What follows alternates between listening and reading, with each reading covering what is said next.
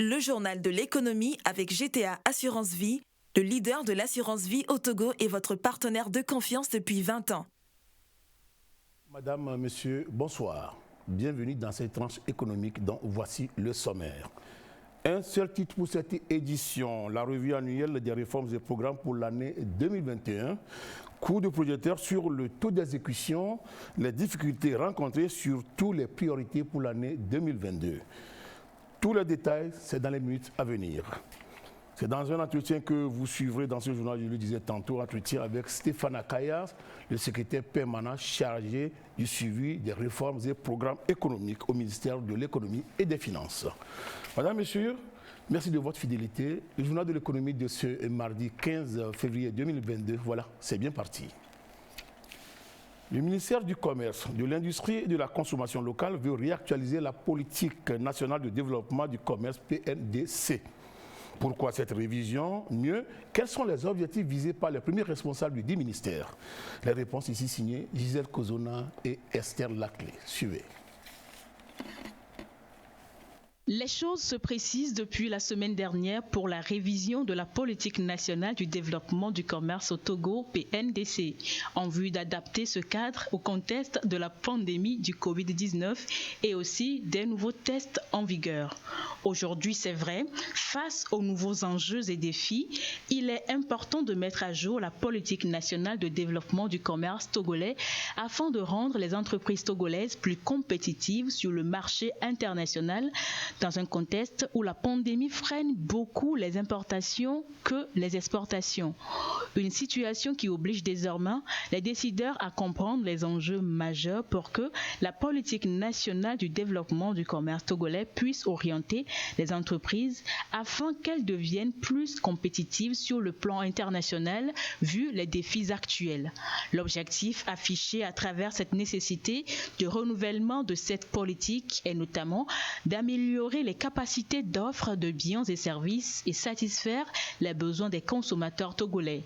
Comme rappel, l'ancienne politique du commerce adoptée en 2011 date d'un peu plus d'une décennie et aujourd'hui, plus qu'une nécessité, c'est une urgence pour le Togo de s'adapter aux nouvelles tendances du commerce international dans un contexte globalisé.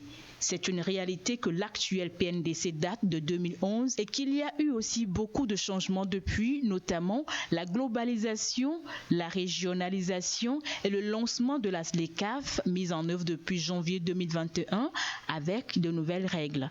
Une situation qui oblige l'autorité à changer de paradigme pour s'aligner sur la nouvelle donne en évaluant l'ancienne politique et définir les terrains d'amélioration.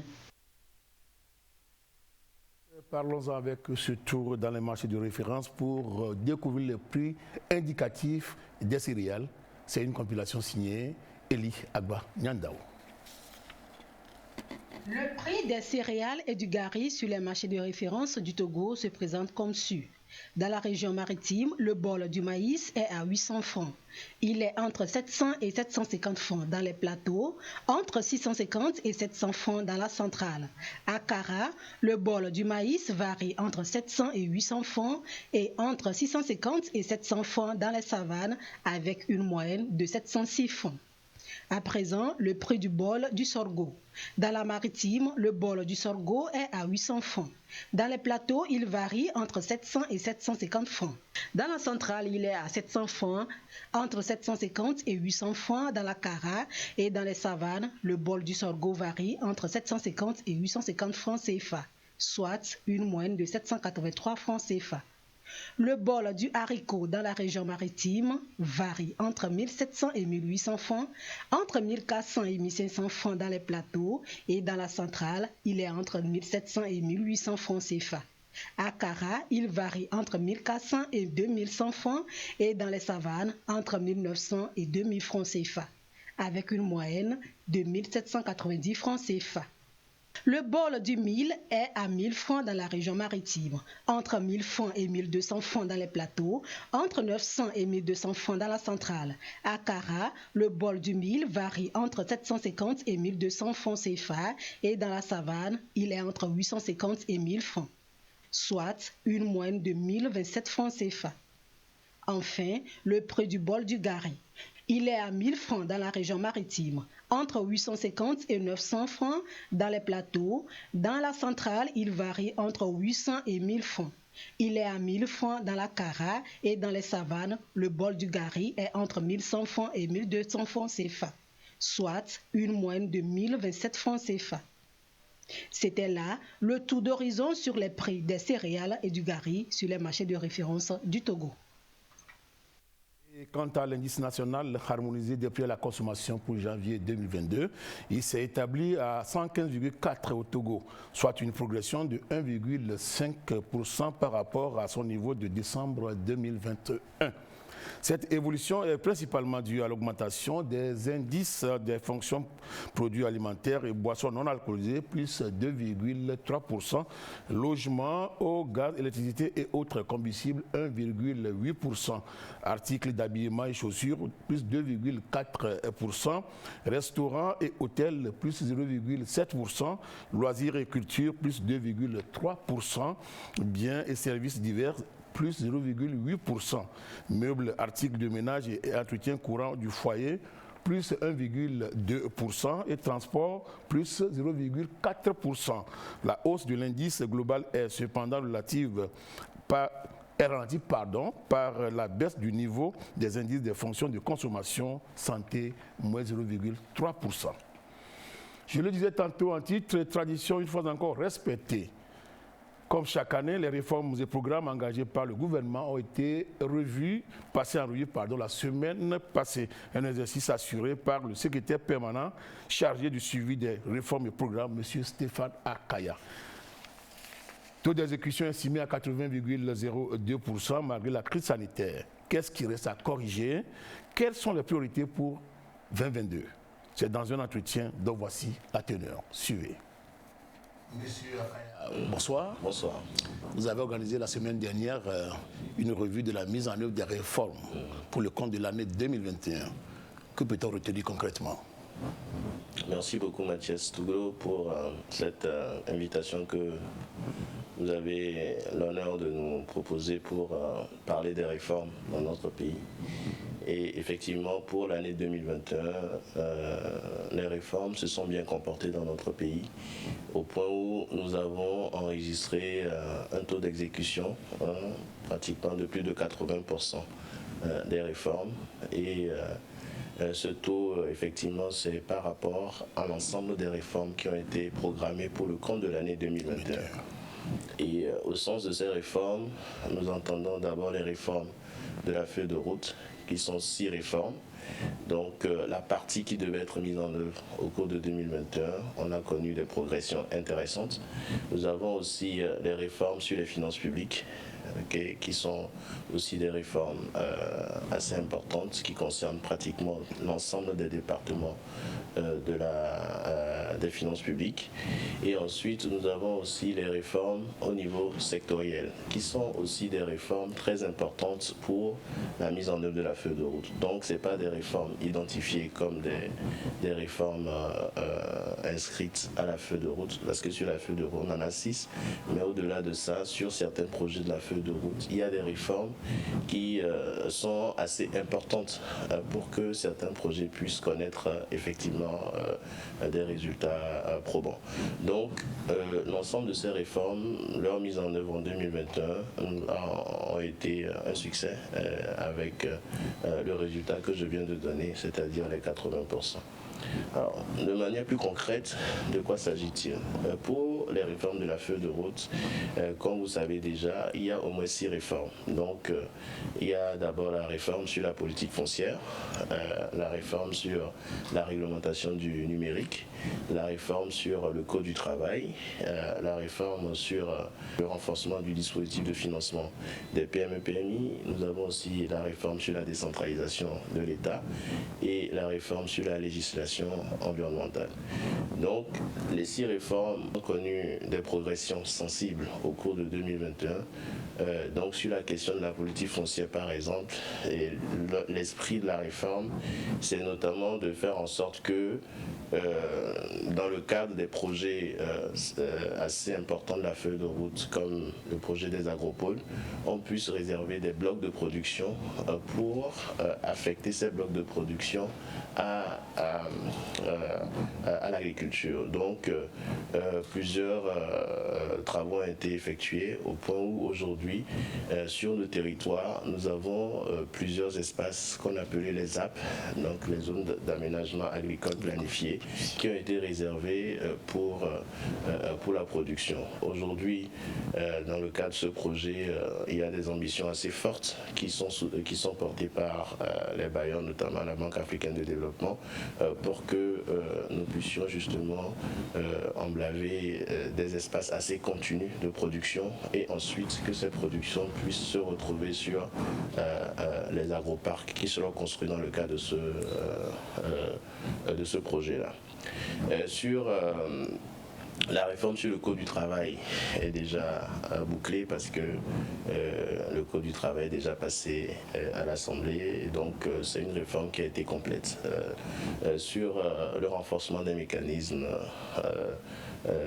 des PME, PMI aussi, la réforme avance très bien et aujourd'hui il reste à faire un peu tout le diagnostic qui permet justement d'aller vers le renforcement de ce mécanisme. Notamment sur la décentralisation de l'État, vous n'êtes pas sans savoir que la décentralisation avance à grands pas avec aujourd'hui la communalisation de notre pays. Donc nous avons les communes qui sont complètement installées avec les maires qui sont opérationnels. Donc il faut aller maintenant plus loin avec la mise en place notamment des plans de développement communaux qui permettent justement à ces communes de pouvoir travailler de manière assez complète sur la chaîne du développement, notamment de la gouvernance à la mise en œuvre des projets concrets au niveau des mairies.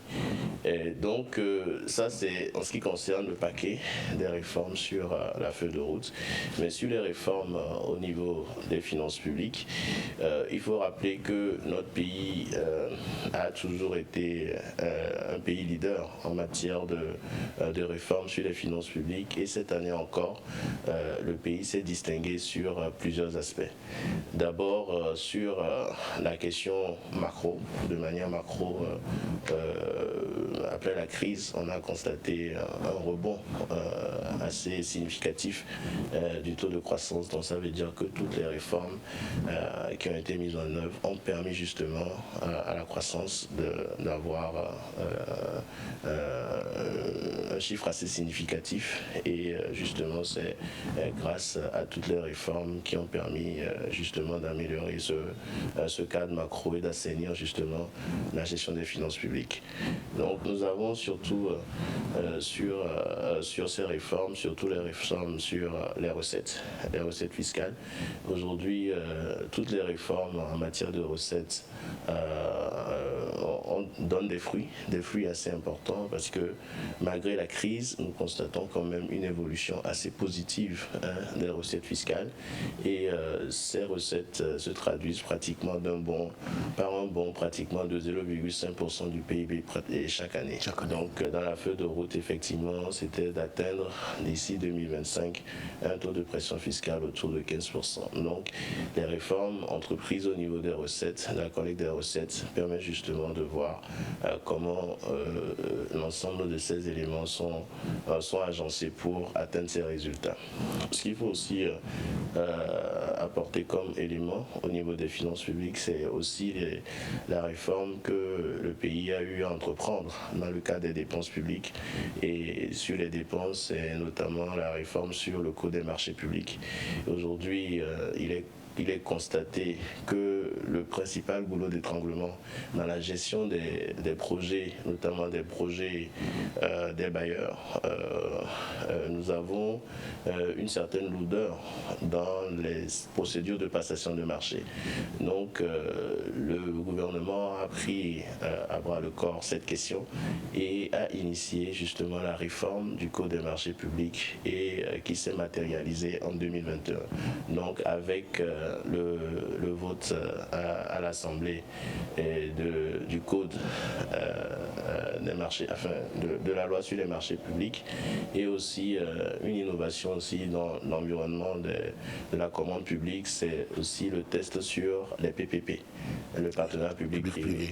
Donc cette loi aussi a été votée, donc ce qui permet aujourd'hui à la commande publique d'avoir l'arsenal nécessaire pour opérer de manière assez fluide et assez efficace et efficiente sur l'ensemble du dispositif de la commande publique, notamment des dépenses sur les projets. Donc l'idée aussi de ces réformes, c'est de pouvoir accélérer justement la mise en œuvre des projets, parce que les projets conditionnent un peu la croissance. Donc une fois que ces réformes passent, ça permet justement d'améliorer l'exécution de ces projets, surtout les projets d'investissement. Alors toujours dans le cadre des réformes pour le compte de l'année 2021. Nous avons une série de réformes aussi au niveau sectoriel. Au niveau sectoriel, nous avons par exemple les projets de digitalisation. Nous avons la digitalisation du processus de délivrance des casiers judiciaires. Donc voilà, une réforme qui a été saluée par plusieurs acteurs de la vie de notre pays, et justement l'idée c'est que cette réforme puisse aussi s'étendre sur plusieurs dispositifs, enfin plusieurs formalités administratives. Donc c'est un succès que nous devons saluer. Et toujours dans le cas des réformes sectorielles, nous avons aussi eu des réformes qui concernent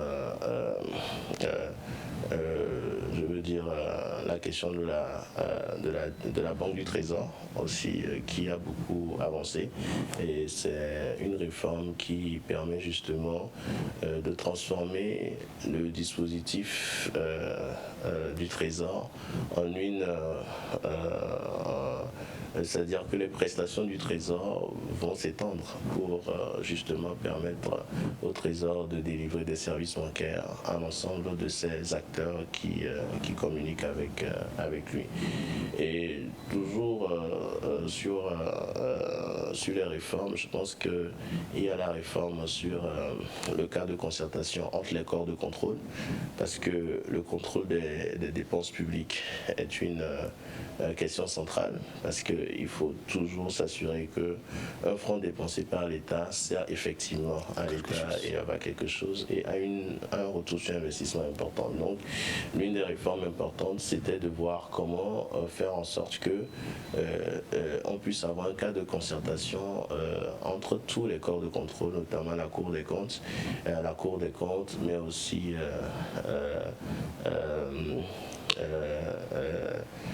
l'IGF, l'inspection générale des finances, l'inspection générale du Trésor, mais aussi d'autres institutions comme la Direction nationale du contrôle financier, mais aussi l'Assemblée nationale, qui aussi a un droit de regard sur les décaissements des dépenses. Sur les dépenses. Donc l'idée, c'est de créer un cadre de concertation, et un décret a été pris en ce sens pour justement faciliter la rencontre de ces acteurs.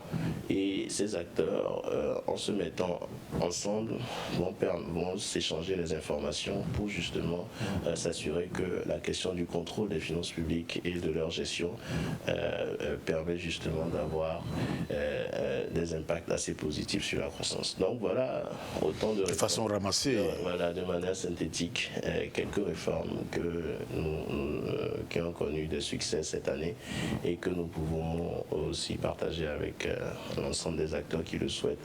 Donc nous avons un rapport qui a été produit et qui est sur le site web du secrétariat permanent. On peut consulter. Donc, voilà, on peut consulter et s'il y a des questions éventuellement, nous pouvons revenir là-dessus. Ben, je viens de vous suivre. Je voulais savoir, vous allez parler d'un taux d'exécution au-delà de 80%. C'est ça. Donc par rapport à 2020, est-ce que 2021 a été meilleur par rapport à 2020? Est-ce que la pandémie n'a pas eu certaines incidences sur votre département? Tout à fait.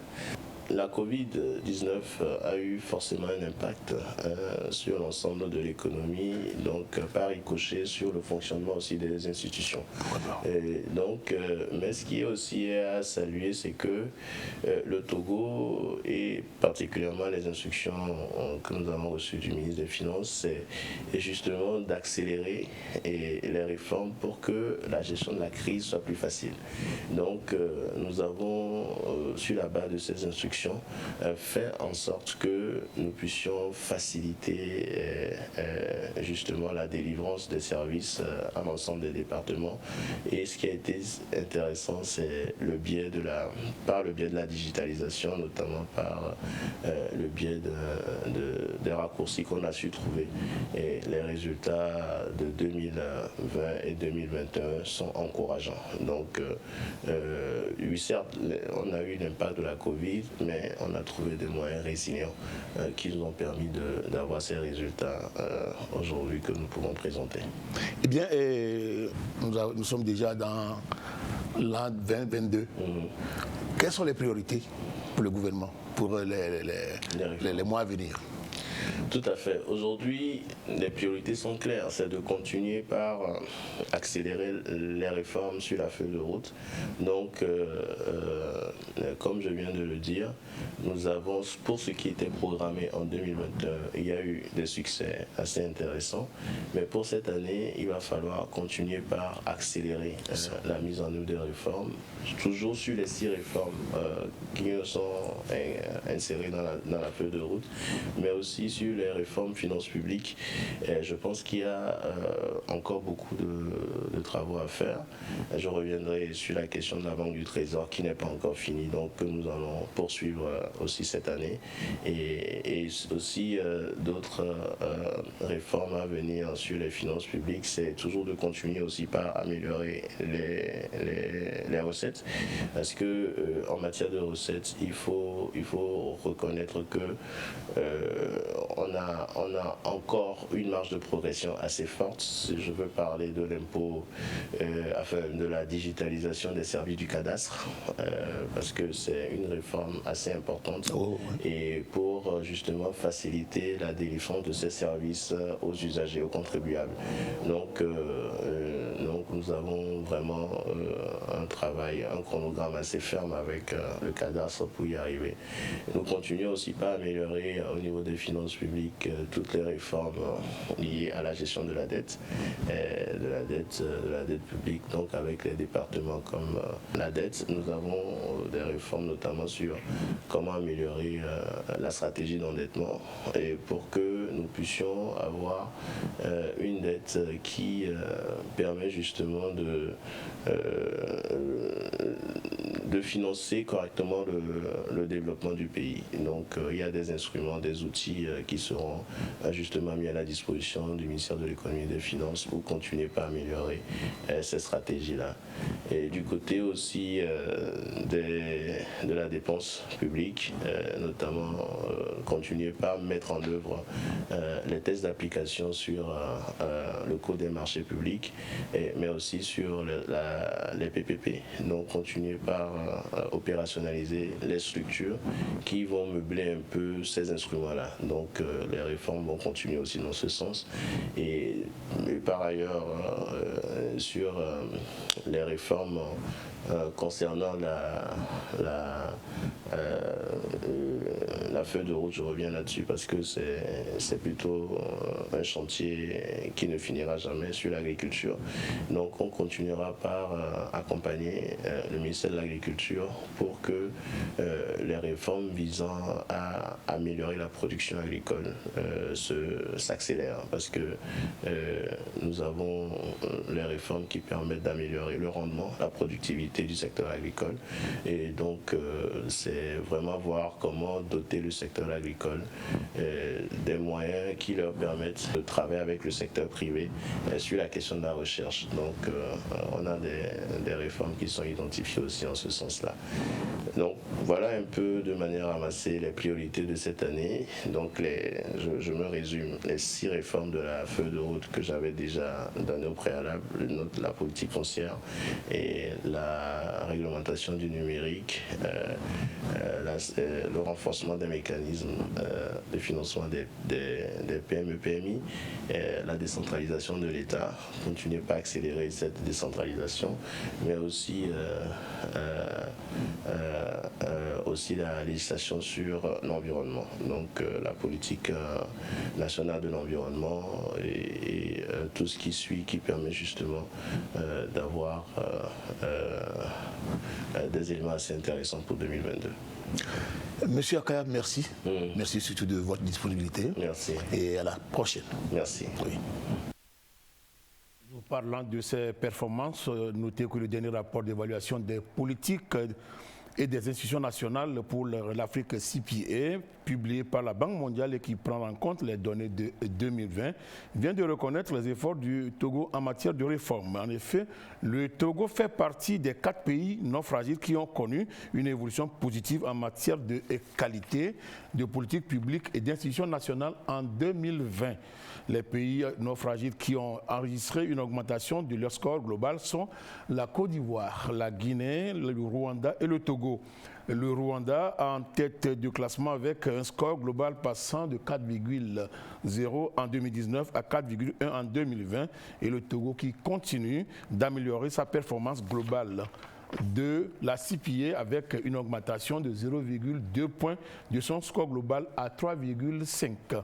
Score au-dessus de la moyenne globale des 39 pays d'Afrique subsaharienne éligibles à l'aide de l'Association internationale de développement IDA.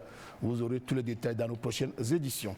Et comme on peut bien le constater, ces réformes ont déjà aussi permis de mener à bien la politique énergétique du Togo, qui s'est d'ailleurs fixé des taux à atteindre à l'horizon 2030, malgré les 40% d'aujourd'hui, contre à peine une moyenne globale de 12% sur le plan général Afrique subsaharienne. Et aujourd'hui, c'est vrai, l'énergie électrique a des impacts directs sur le développement socio-économique des populations, surtout celles rurales. Au niveau de ces communautés rurales, voici ce que ces efforts du gouvernement ont pu apporter concrètement comme changement, c'est-à-dire les impacts directs et palpables. Plus de 10 ans après l'électrification de ces localités, vivez ici les témoignages des bénéficiaires avec notre reporter Christine Petit-Kialoudin depuis Tchepo de Depoué dans le Yoto. Suivez plutôt. Tchekpo de Depoué, village dans le Yoto, à une vingtaine de kilomètres de Tabligbo. Basile, menuisier dans ce village, a depuis un certain temps plus de facilité à travailler le bois. Le bois arrive ici sous la forme carrée, nous redressons, scions et donnons la forme. Toutes les machines fonctionnent à base du courant. Sans le courant, nous ne pouvons pas travailler. Kodjo vit de son côté est soudeur. Après quelques aventures sans succès hors du village, s'est lui aussi installé à Tchekpo, encouragé par les nouvelles conditions de travail sur place.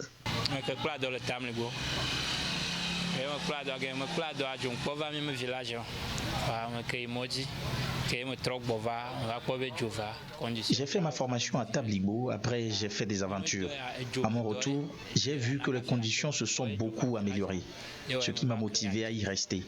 Mon travail et l'électricité sont intimement liés.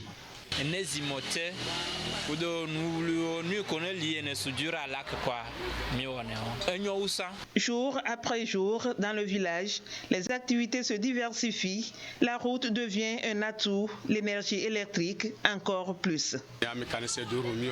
Je suis un mécanicien à 2 roues. Avant, nous plions à 17 heures, mais avec l'électricité, nous prolongeons jusqu'à 22, voire 23 heures. Ce qui nous permet aussi de gagner encore plus.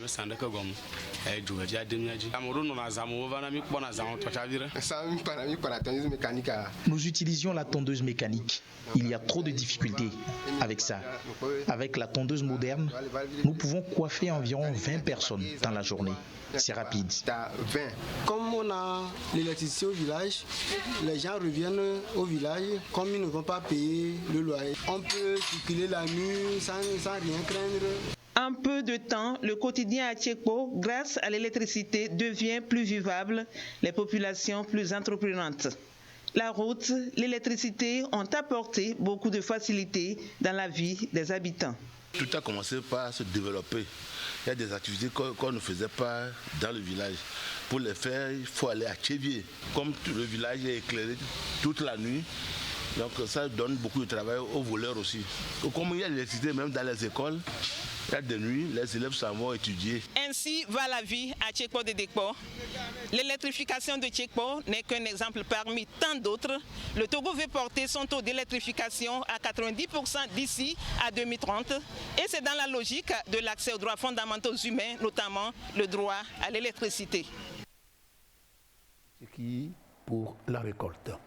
Mesdames, Messieurs, ce sera tout pour ce mardi. Prochain rendez-vous, mardi prochain à 20h50. Bon, c'est de nos programmes. Au revoir et à la semaine prochaine. Le journal de l'économie vous a été offert par GTA Assurance Vie, le numéro 1 de l'assurance vie au Togo.